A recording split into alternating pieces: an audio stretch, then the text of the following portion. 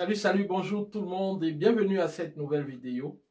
Aujourd'hui, au cours de cette vidéo, nous allons parler de l'impact des bourses d'études.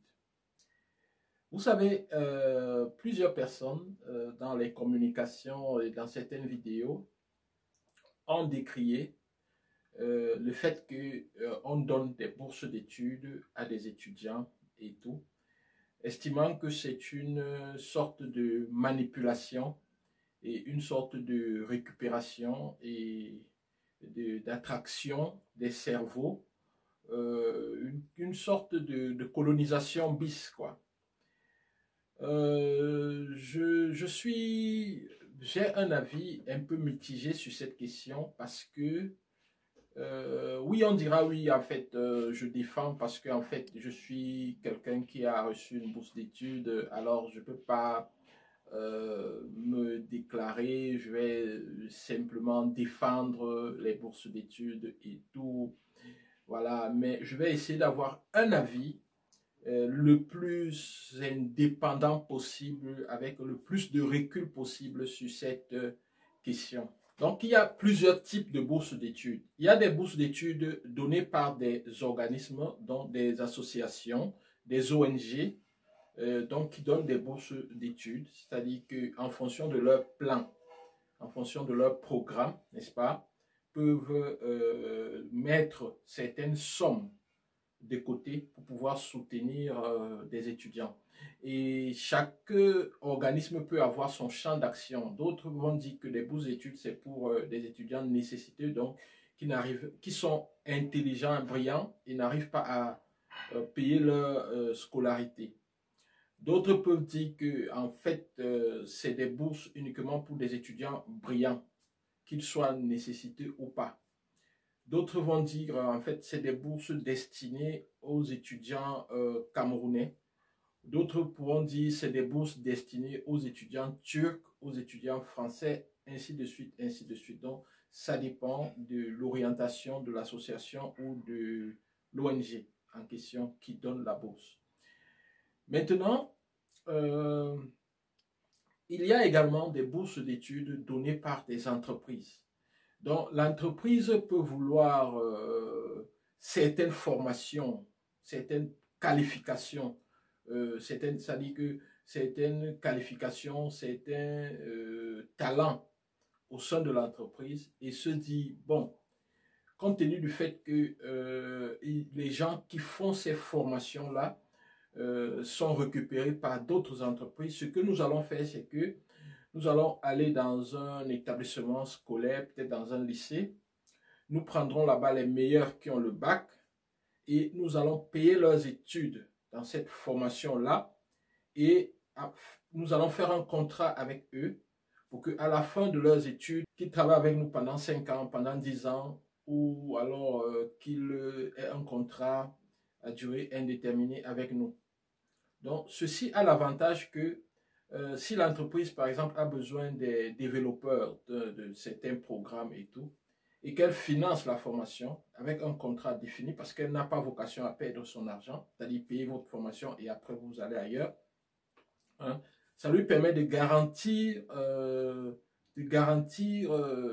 le niveau de qualification du personnel dont elle aura besoin dans quelques années ou quelques mois, parce que ça dépend. Elle peut aussi prendre ces cadres et leur offrir des bourses d'études pour les envoyer se former. Donc, il y a plusieurs mécanismes. Maintenant, entre les États, il y a des coopérations.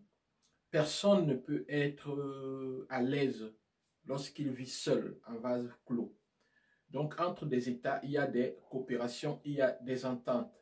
Ce qui fait que des États également peuvent décider de donner des bourses d'études à certains étudiants des autres États ou alors aux étudiants de leur État. Donc, plusieurs pays, le Sénégal, le Nigeria et tout, même le Cameroun, le Gabon, tout donnent des bourses d'études au Congo jusqu'à présent à leurs étudiants en fonction de certains critères. Par exemple, ceux qui ont peut-être une admission dans une école, c'est-à-dire les États ont créé des écoles inter-États et on dit, OK, donc, tous ceux qui auront des admissions dans ces États-là, nous allons leur donner des bourses pour qu'ils étudient là-bas. Et ça va permettre à l'État d'avoir des architectes, ça va permettre à l'État d'avoir des ingénieurs en informatique, en chimie, bref, d'avoir certaines qualifications au sein de l'État.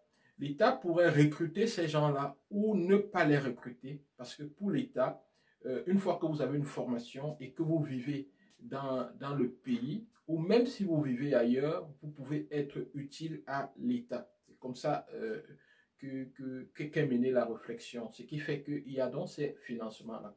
Il peut aussi y avoir d'autres bourses d'études, par exemple, le gouvernement français le fait, le gouvernement turc le fait, les États-Unis d'Amérique, plusieurs universités, parce qu'il y a une grande autonomie dans les universités là-bas, le font également. Donc, ils ont des fonds pour ça. Donc, décident de donner des bourses d'études à des ressortissants étrangers afin qu'ils viennent fréquenter dans leur pays ou dans leur université ou dans leur région, n'est-ce pas? C'est dans cet ordre que entrent les bourses d'études du gouvernement turc. Et maintenant, lorsque le gouvernement, n'est-ce pas, décide de donner ces bourses-là, ils définissent des critères.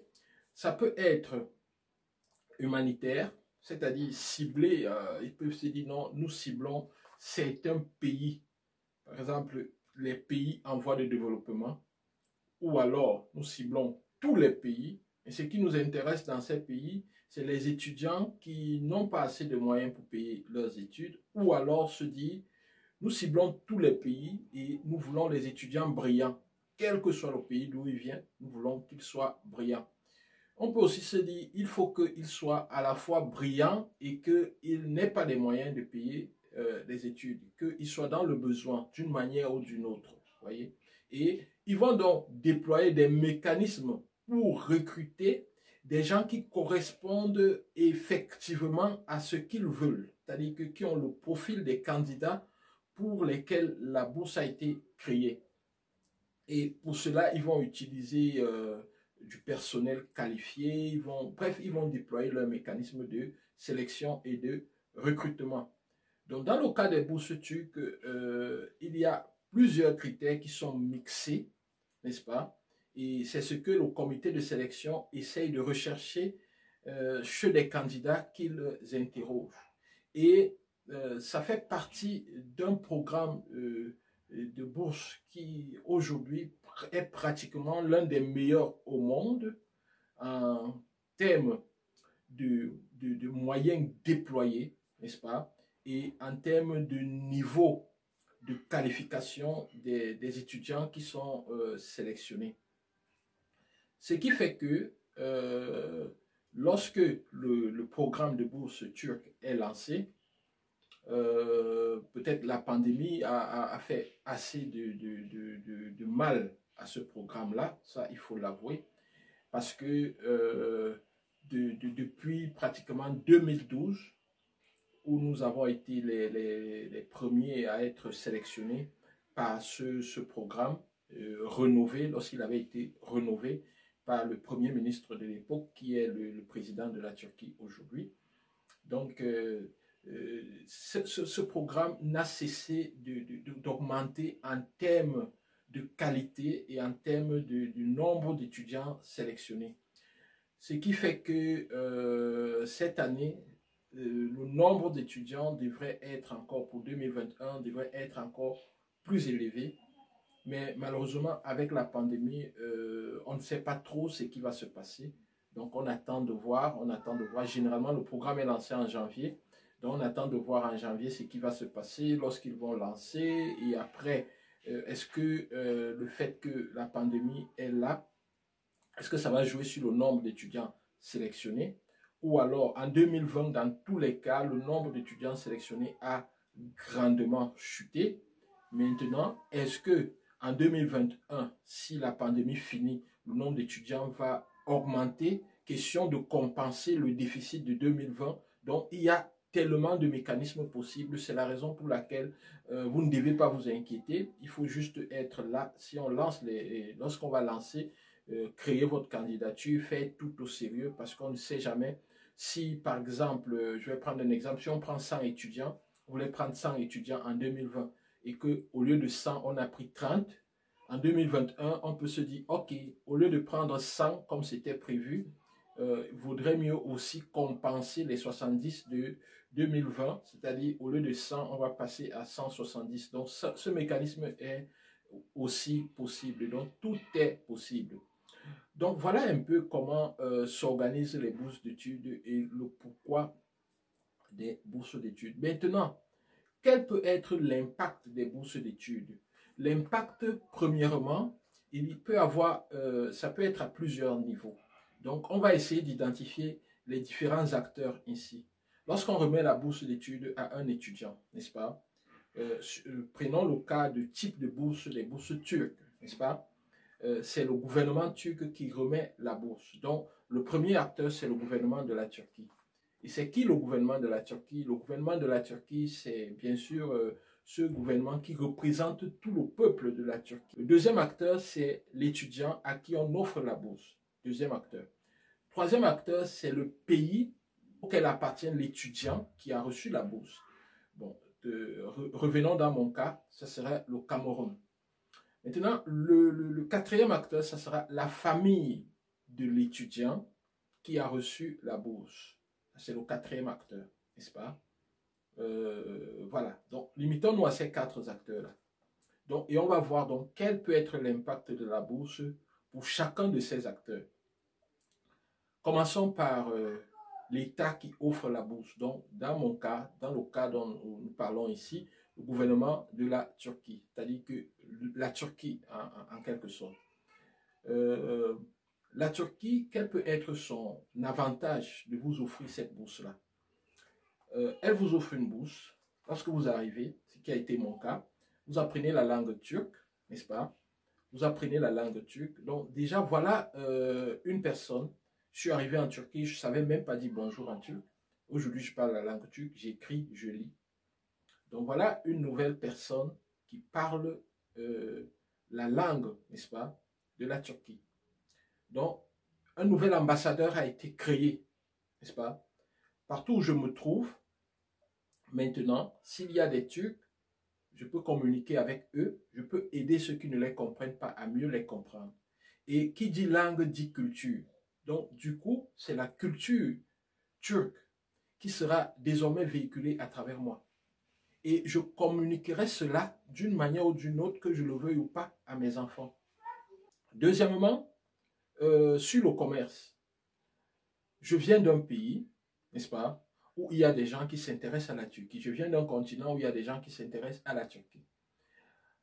En tant que personne qui a reçu une bourse turque, en vivant ici, j'ai côtoyé les milieux d'affaires de la Turquie et tout. J'ai essayé de les comprendre et tout.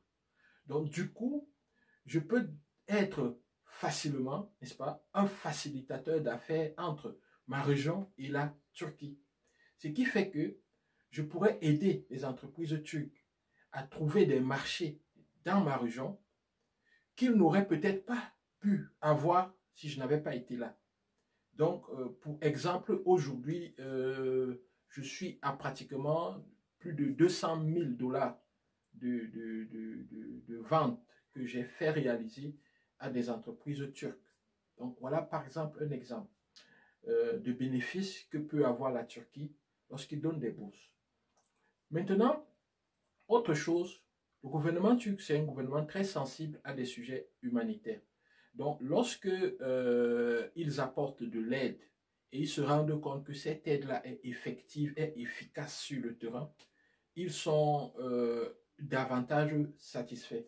Ce qui fait que lorsque, par exemple, le gouvernement de la Turquie observe qu'ils ont offert une bourse à un étudiant, et après sa formation, cet étudiant est rentré dans son pays, il a réalisé des grandes choses pour son peuple, ils ont encore une sorte de joie, n'est-ce pas? Parce que c'est un peu l'objectif, n'est-ce pas? Plusieurs anciens boursiers de la Turquie, aujourd'hui par exemple, dans plusieurs pays, je ne vais pas citer, des camarades avec qui nous étions ici, sont dans le gouvernement, il y en a qui sont des ministres, il y a même un ancien boursier ici qui est Premier ministre dans son pays, avec qui nous sommes en contact.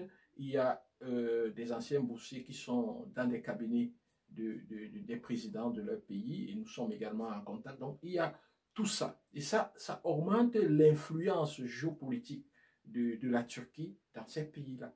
Donc, vous voyez, il y a tellement de facteurs qu'on ne peut pas nécessairement tout énumérer ici. Mais voilà, en gros, ce que vous pouvez avoir. Et vous voyez, dans les ambassades de Turquie, dans différents pays, vous allez trouver des anciens boursiers de la Turquie qui sont recrutés là-bas, qui permettent, n'est-ce pas, aux Turcs, aux diplomates là, de mieux comprendre la région dans laquelle ils travaillent. Voyez.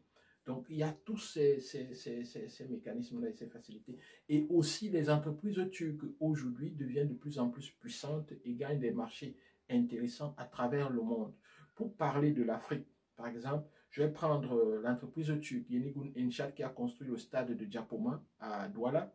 Plusieurs anciens boursiers de la Turquie ont travaillé lors de la construction de ce stade-là dans l'administration. J'ai particulièrement un camarade qui était là dans l'administration et qui a eu un apport conséquent, n'est-ce pas, lors de la construction de ce stade-là. Donc vous voyez un peu jusqu'où ça peut être intéressant, toutes ces choses-là.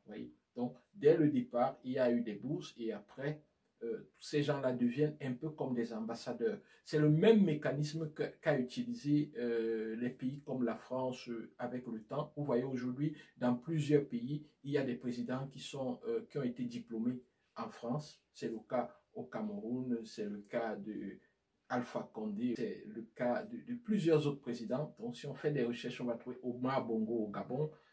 Donc, plusieurs présidents ont comme ça étudié en France. Maintenant, passons au deuxième acteur, la personne.